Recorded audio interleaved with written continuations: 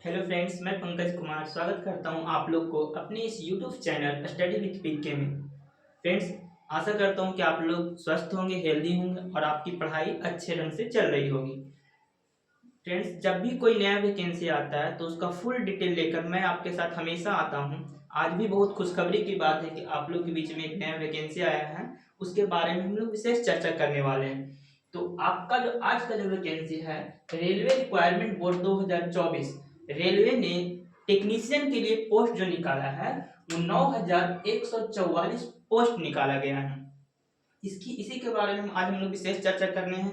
देखते हैं कि ये फॉर्म आपका कब से अप्लाई होगा, क्या इसका लास्ट डेट रहने वाला है, क्या इसके लिए एप्लीकेशन फी लग रहा है, क्या इसका एज लिमिट मांगा गया है, क्या सिलेबस रहने वाला है और क्या सैलरी रहने वाला है। ये पूरा विशेष चर्चा आज हम लोग करेंगे। तो आज हम आप हमारे साथ 10 मिनट बने रहिए, आपको पूरा डिटेल में बताने वाला हूँ।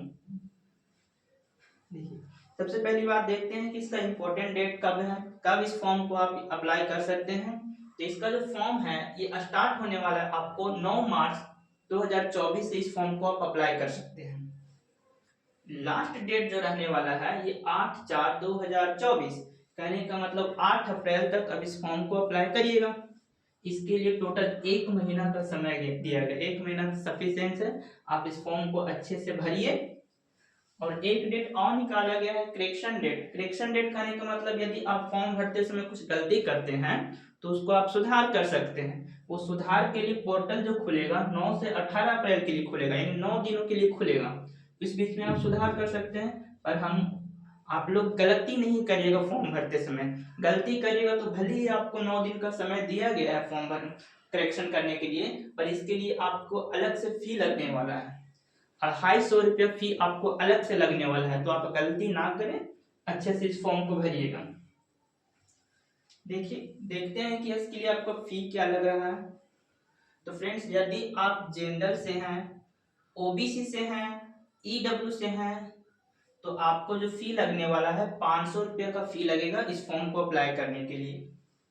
और यदि एसी से हैं, एसटी से हैं या फिर आप पीएच हैं, कहने का मतलब आप विकलांग हैं, तो 250 रुपये का फी लगेगा आपको इस फॉर्म को अप्लाई करने के लिए।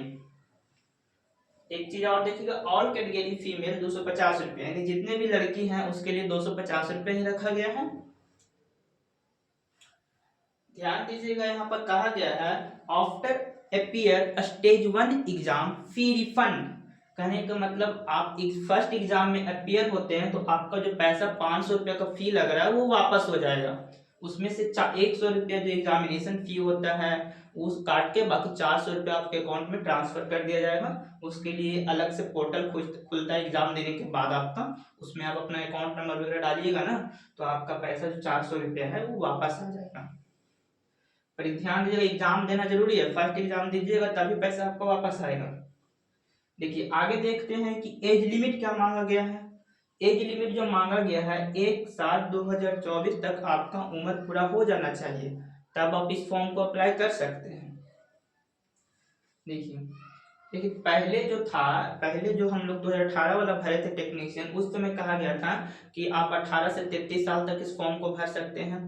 पर बीच में कोविड आने की वजह से इस साल 3 साल का प्रेफरेंस दिया गया है, 3 साल का छूट दिया गया है कि यदि आप टेक्नीशियन के लिए अप्लाई करते थे उस समय तो 18 से 33 साल तक करते थे। पर इस समय कहा गया है कि यदि टेक्नीशियन ग्रेड 1 के लिए अप्लाई करते हैं तो 18 से 36 साल के बीच में आपका आयु है, 18 से 36 साल तक है, तो आप इस फॉर्म को भर सकते हैं।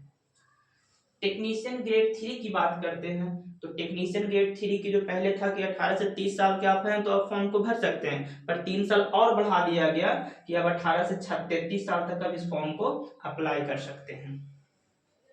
अच्छी बात है भाई, 3 साल उधर टाइम गया थे, ये सब कोरोना वगैरह, कोरोना के कारण। तो इस बार सरकार क्या किया है कि 3 साल के लिए आप लोग को छूट दिया गया। उनके लिए बहुत बढ़िया है जिनका एज पार हो चुका था। देखिए, और इसके बाद भी करते हैं तो एज रिलैक्सेशन दिया गया है, एज में भी छूट दिया जाता है, हर फॉर्म में एज में छूट दिया जाता है। जेंडर वाले को तो नहीं मिलता है, पर यदि ओबीसी से आप हैं तो आपको 3 साल एक्स्ट्रा छूट दिया जा रहा है। कहने का मतलब यदि आप ओबीसी से हैं तो टेक्नीशियन ग्रेड 1 के लिए 3 इसमें आप ऐड कर दीजिए, तो आपका जो हो जाएगा वो 39 साल तक इस फॉर्म को आप भर सकते हैं। और टेक्नीशियन ग्रेड 3 के लिए यदि ओबीसी से हैं तो आपको 33 यानी 36 साल तक इस फॉर्म को आप भर सकते हैं। यदि एससी से कोई बंदा है या एसटी से है तो उसको 5 साल का प्रेफरेंस दिया जाता है, यानी 5 साल, उसके 36 और 33 साल के बाद भी 5 साल का छूट दिया जा रहा है। देखिए और चर्चा करते हैं आगे। तो इसका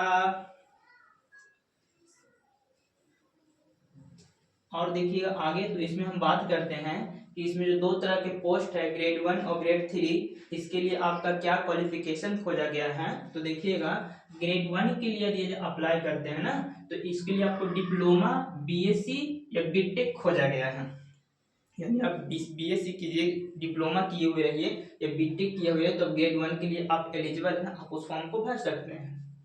हाँ, ग्रेड 3 वाला देखिएगा, इसमें आप विशेष ध्यान दीजिएगा, वो बच्चा जो टेंथ किए हुए हैं और उनके पास 1 साल का किसी भी बोर्ड, मान्यता प्राप्त बोर्ड से आईटीआई का डिग्री हो, तो उस फॉर्म को, ये ग्रेड 3 वाले वैकेंसी के लिए वो बहुत अच्छा बेस्ट अपॉर्चुनिटी है उनके लिए, वो इस फॉर्म को भर सकते हैं।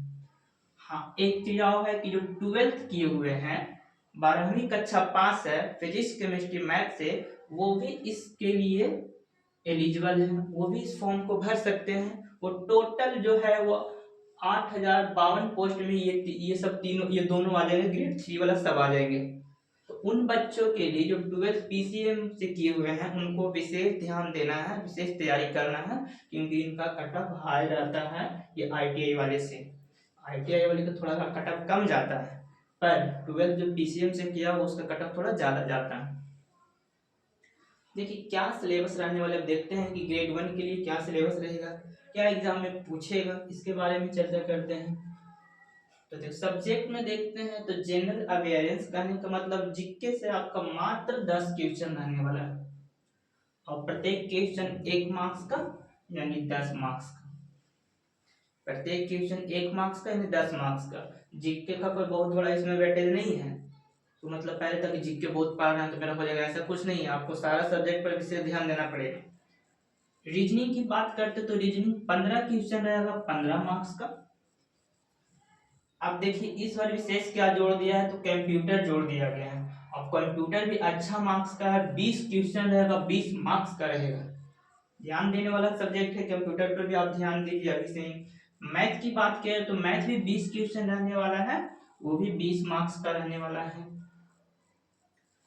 देखिए साइंस से रहेगा और इंजीनियरिंग से रहेगा, क्योंकि भाई बीटेक खोजा गया है ग्रेड 1 के लिए, तो इसमें इंजीनियरिंग से भी क्वेश्चन रहेगा, साइंस में मिला रहेगा और उसमें इंजीनियरिंग में क्वेश्चन रहेगा। तो टोटल 35 क्वेश्चन रहेगा, 35 मार्क्स का, यानी टोटल नंबर ऑफ क्वेश्चन 100 और टोटल नंबर